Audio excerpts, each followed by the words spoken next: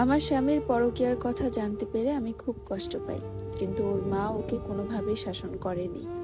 একদিন ওর ফোনে ওই মেয়েটা ফোন করে। আমি তখন বললাম যে ফোনটা রিসিভ করো, কিন্তু আমার স্বামী ফোনটা রিসিভ করতে চাচ্ছিল না।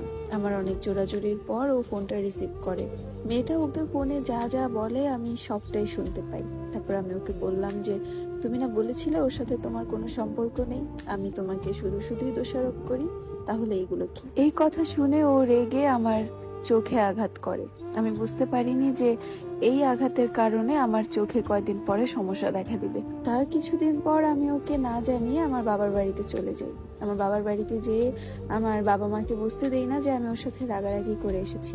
বাবার বাড়িতে 3 মাস থাকি, আর ওই টাইমটা চলছিল 2020 সাল, করোনার সময়। তাই সবাই ভেবেছিল আমি হয়তোবা করোনার কারণে আটকে গেছি।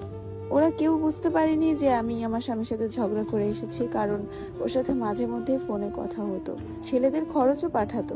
একদিন আমার বড় ছেলেটার খুব জ্বর হয়, আমি ওকে ফোন দিই এটা জানানোর জন্য, কিন্তু ওর ফোনটা ছিল ওয়েটিং। দীর্ঘ 15 মিনিট সে ওয়েটিং এ ছিল। আমি ফোন দিই আমার চাচাতো বোনের ফোন থেকে। তারপর রাত 2টার দিকে ও আমাকে ফোন দেয়। তখন আমাদের ওইদিকে ঝড় চলছিল। আমি ওর ফোনটা কেটে ব্লক করে দিই। কিছুদিন ব্লক থাকে নাম্বারটা। তারপর রোজার ঈদের দিন আমি ওকে আনব্লক করি, কারণ ঈদের একটা দিন ছেলেরা বাবার সাথে কথা ছেলেদেরও মনটা ভালো হয়ে যাবে। ছেলেদের সাথে কথা বলার পর ও আমার সাথে কথা বলতে চায়। তারপর বলে যে ঈদের একটা দিন অন্তত ঝগড়াঝাটি করো না, একটু ভালোভাবে কথা বলো। তারপর আমার স্বামী বলে যে মেয়েটার সাথে কথা বলতো, ওই মেয়েটার সাথে নাকি কথা বলা বন্ধ করে দিয়েছে। আমাকে বলে যে ওই মেয়েটার সংসার আছে, স্বামী আছে, তাই ওই মেয়েটাকে আমি ছেড়ে দিয়েছি, এখন আর ওর সাথে কথা বলি না। আমি তখন ওকে বলি তুমি ওর সাথে কথা বলা বন্ধ করলে কি হবে, ওর সাথে তো তোমার প্রতিদিনই দেখা হয়, কারণ তোমরা একই কারখানায় চাকরি করো। তখন আমার স্বামী আমাকে বলল যে না, আমি চাকরিটাও ছেড়ে দিয়েছি। তারপর আমি ওর এই কথাগুলো শুনে ওকে জিজ্ঞাসা করি যে তাহলে তুমি এখন কি করবা, চাকরি যেহেতু ছেড়ে দিছো।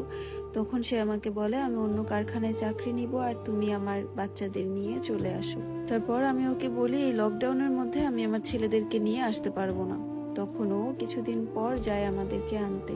আমার বাবা মা ও যাওয়ার পর ওকে ঈদ উপলক্ষে জামা কাপড় দেয় এবং যথেষ্ট আপ্যায়ন করে। একটা জামাইকে যতটুকু করা দরকার ঠিক ততটুকুই করে। তারপর আমরা ভালোভাবে যশোরে পৌঁছাই। এসে আমি আমার বাবা মাকে জানতে দেইনি যে এতদিন ওর সাথে আমার কি নিয়ে ঝামেলা ছিল বা ঝামেলা ছিল, কারণ আমি চাইনি আমার বাবা মার কাছে ও আরো বেশি জঘন্য হোক। যশোরে আসার পর ও ভেবেছিল কারখানায় চাকরি করবে, কিন্তু ও কোনো কারখানায় চাকরি পাচ্ছিল না করোনার কারণে। আর এদিক দিয়ে ও আবার ওর ওই অবৈধ ব্যবসাটা শুরু করে, সেটা আমি জানতাম না।